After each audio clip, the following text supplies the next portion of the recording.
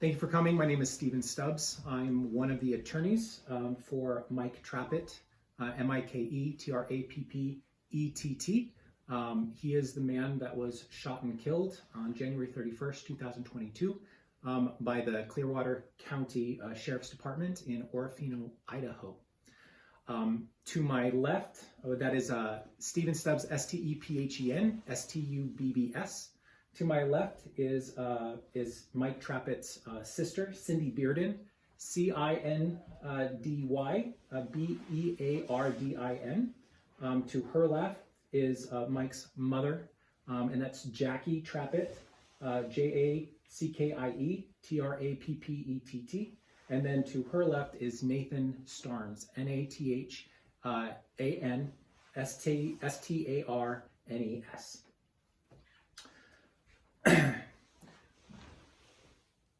We're here because the police, immediately after the shooting on January 31st, 2022, released statements that are not true, that paint Mike in a very bad light. And this was before there was any investigation whatsoever.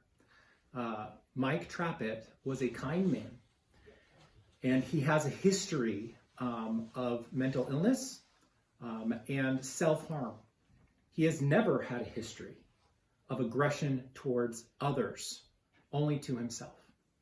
So the early morning of January 31st, his mother called police because she was afraid that Mike would harm himself. He has a long history of this mental illness, which includes debilitating depression. He was bipolar.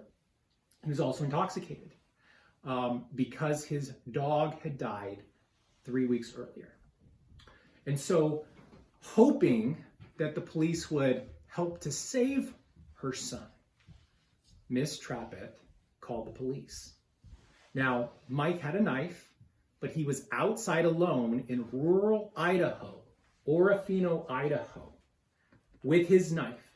Was not a threat to anyone else. And they have never said that he had threatened, or the family has never said that he had threatened anyone else when the police showed up. Now, the police first came in, and if there was anyone that was aggressive, it was the police. Mike's mother was on the phone with Cindy, trying to explain what was going on, and one of the police officers snatched the phone out of her hand to talk to Cindy. It was aggressive, it was inappropriate, and it shows how aggressive these police were in this very volatile situation of crisis. Now, everybody explained to the police officers his history of mental illness, and the police knew his history of mental illness. Still, they were short, and the police were short, and they did not want to hear much. In fact, they cut Cindy off when Cindy tried to explain more. So when the police left the home to go outside and encountered Mike there alone, harmful only to himself, Mike's mother was there with him. Now I ask you, if Mike was aggressive, like the police have stated, then why in the world would they have and allow Mike's mother to be out there with them?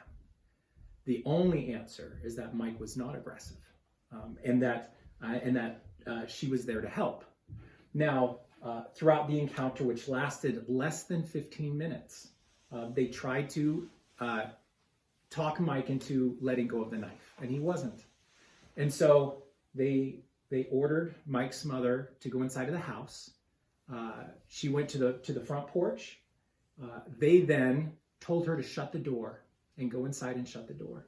She did that, and immediately upon shutting the door, they shot and killed Mike.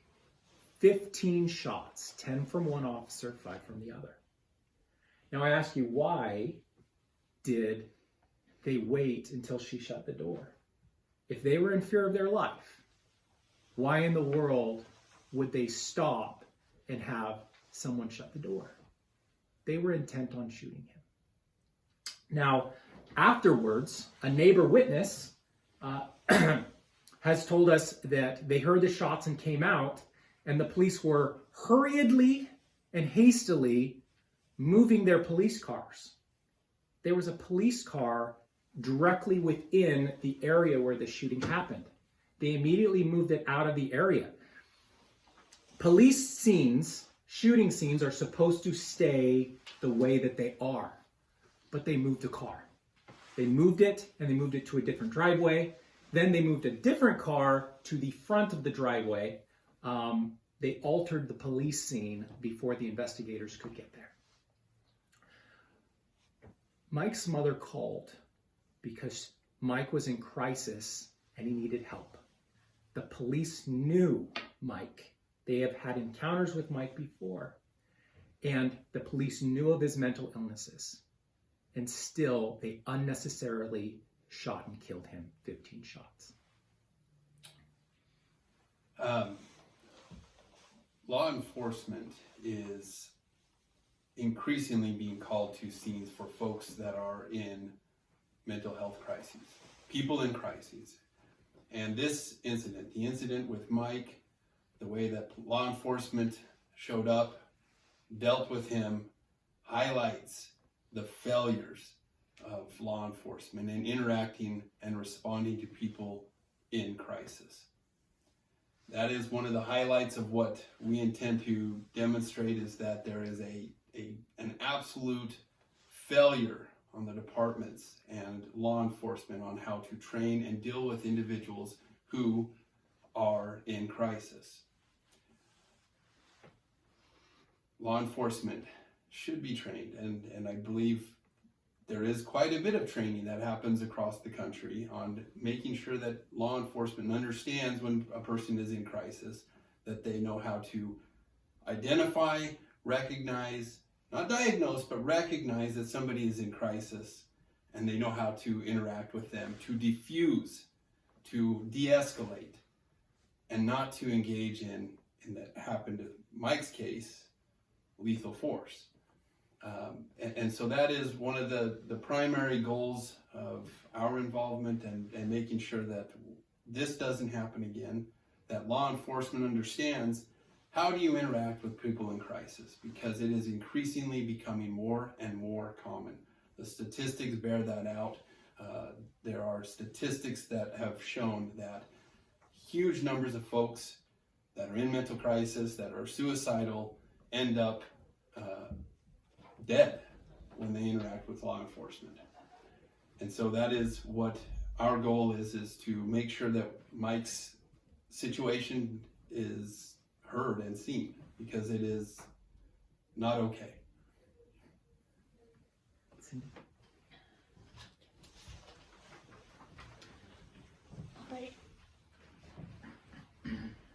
I was blessed to have Mike in my life for 48 years. He was my brother, he was my guardian and my protector, and he was my friend. He had a gentle soul. Mike always recognized those who were lonely and needed kindness shown to them. He never judged those whose life was a struggle. More than once he opened our home to classmates who lived in terrible life circumstances, and he treated them like family. Many proclaimed to be Christians, but my brother Mike lived like one without ever professing he was. When living in Vegas, he would get food and cigarettes for the homeless constantly. He always gave change out of his pockets to those on the street corners, as he said, they need it more than I do. He would give everything he had to anyone in need. Uncle Mike was my girl's favorite uncle. He loved them and they loved him, and they brought him the greatest joy. We are so heartbroken that his life was taken from us.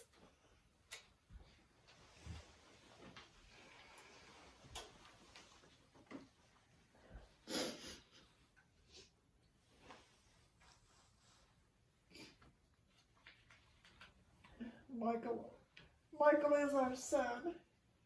He's our primary caregiver. He cooked, he cleaned, he shopped for our groceries, he did our laundry, he assisted us in all of our medical appointments.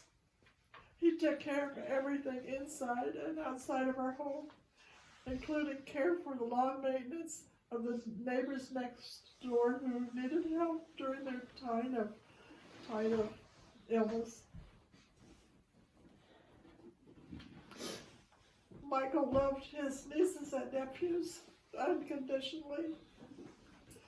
He spent most of his time helping them with their animals and supporting them in their athletic events.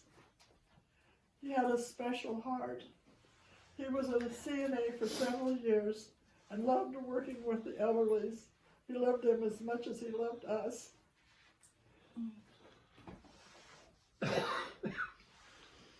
He ensured that the elderly were happy and comfortable at the end of their lives. He often held their hands so they wouldn't die alone. Michael is already missed. He left a huge void in our lives, and he didn't deserve to lose his life this way.